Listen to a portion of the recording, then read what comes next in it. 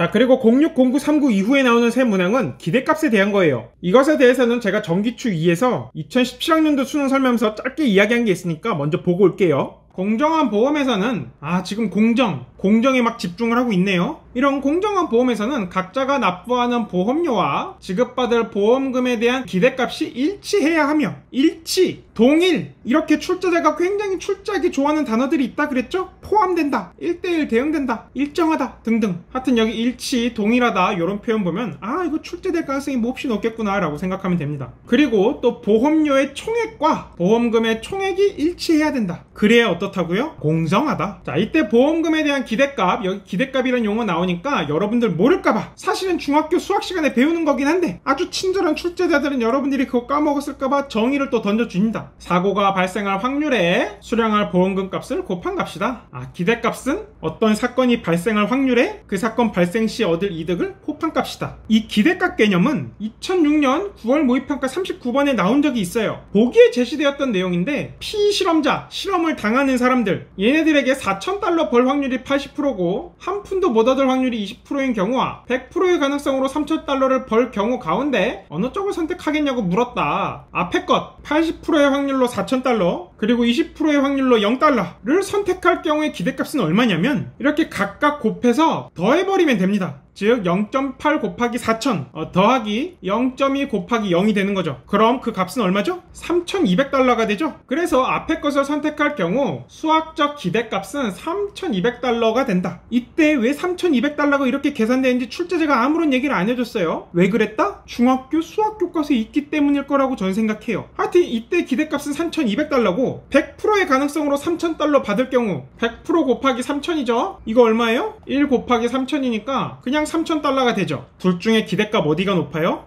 위에가 $200 더 높죠. 그럼에도 불구하고 사람들은 확실하게 $3,000를 받는 쪽을 80%가 선택했대요. 왜 그랬다? 위험을 싫어해서 확실하게 안정적으로 $3,000 받는 게 혹여라도 20%의 확률로 $0 받을 그런 위험을 감수하면서까지 $4,000 받는 것보다 낫다고 생각한 거죠. 그래서 이렇게 수학 시간에 배운 기대값 개념이 있었다면 이 문장은 0.1초 만에 탁 읽고 넘어갈 수가 있어요. 원래 아는 거니까. 오케이?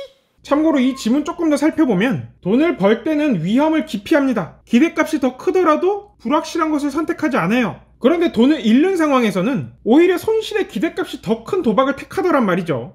왜 이때는 위험을 선호한 것일까? 일단 표면적으로 보면 위험에 대한 사람들의 태도가 일관적이지 않다는 걸 알 수 있어요. 그렇다면 이를 도대체 어떻게 일관적으로 해석할 수 있을까?